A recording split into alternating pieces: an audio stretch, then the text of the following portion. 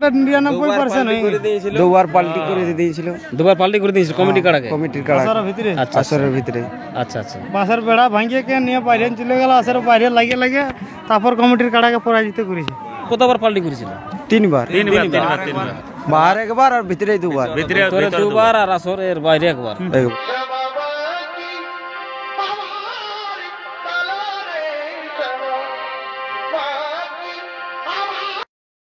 নমস্কার সুপ্রিয় দর্শক, আমি অশোক আর আপনারা দেখছেন পিআরপিএল ইউটিউব চ্যানেল। তো যাই হোক, আপনারা জানেন আজকে 12ই মাঘ অর্থাৎ এই চাঁদড়া আসরে কাড়া লড়াই ছিল।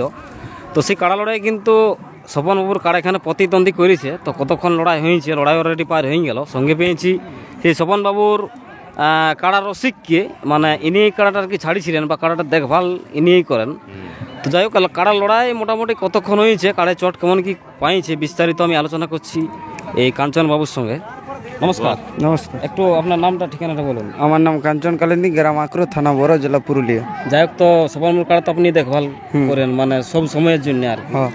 আচ্ছা, তো লড়াই তো পার হয়ে গেল? হ্যাঁ, পার হয়ে গেল। আচ্ছা, মোটামুটি জোড়া কত নম্বর হয়েছিল? 4 নম্বর। 4 নম্বর। প্রাইজ কত ছিল? 15,000। 15,000 টাকা। লড়াই কতক্ষণ হয়েছে? 10 মিনিট। 10 মিনিট। লড়াই কেমন হয়েছে? মোটামুটি ভালোই। ভালো বলতে কতটা ভালো? দারুণ। 199% দুবার পাল্টি করে দিয়েছিল। দুবার পাল্টি করে দিয়েছিল কমিটি কাড়াকে? কমিটির কাড়া আসরের ভিতরে। আচ্ছা আচ্ছা। বাঁশের বেড়া ভাঙিয়ে কে নিয়ে বাইরে চলে গেল, আসরে বাইরে লাগে লাগে তারপর কমিটির কাড়াকে পরাজিত করেছে। আচ্ছা, মানে আসর থেকে বের করে নিয়েছে কুটি একদম কমিটির কাড়াকে, তারপরে কমিটির কাড়া পরাজিত হয়েছে। আর হাই ভোল্টেজ দিয়ে আছে না, কোনো ইয়ার কি নাই না? ভোল্টেজ তোল্টেজ না, আছে না, আমাদের কোনো ভোল্টেজ টোল্টেজ নাই। তাহলে যাই হোক, মানে আসরের মধ্যে দুবার পাল্টি করে দিয়েছিল।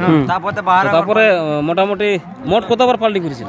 তিনবার। তিনবার। বাহার একবার আর ভিতরে দুবার। ভিতরে দুবার আর আসরের বাইরে একবার।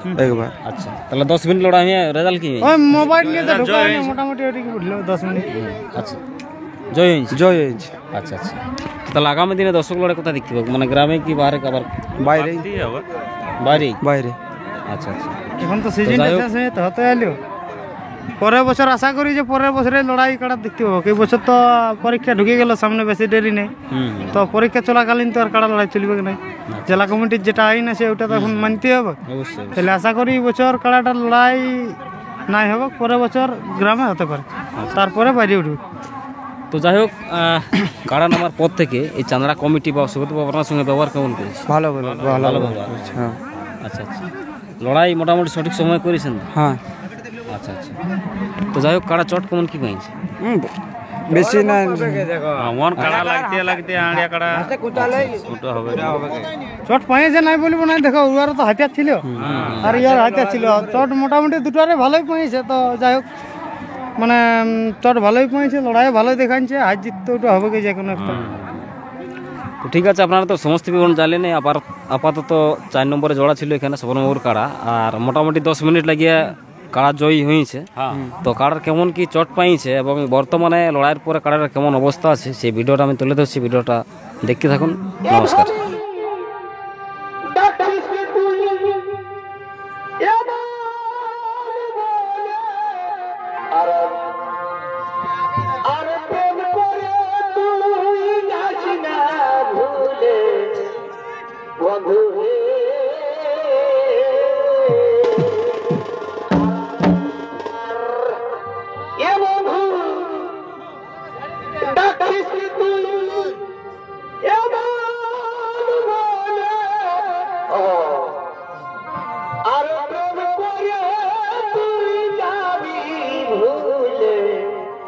ভাই রে ভাই। আচ্ছা আচ্ছা।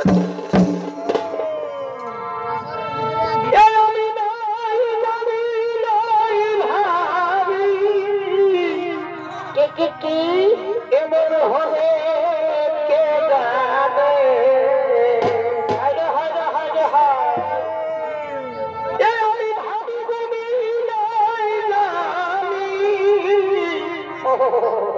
এমন হবে কে জানে। ও প্রেম করলি বাকে করলি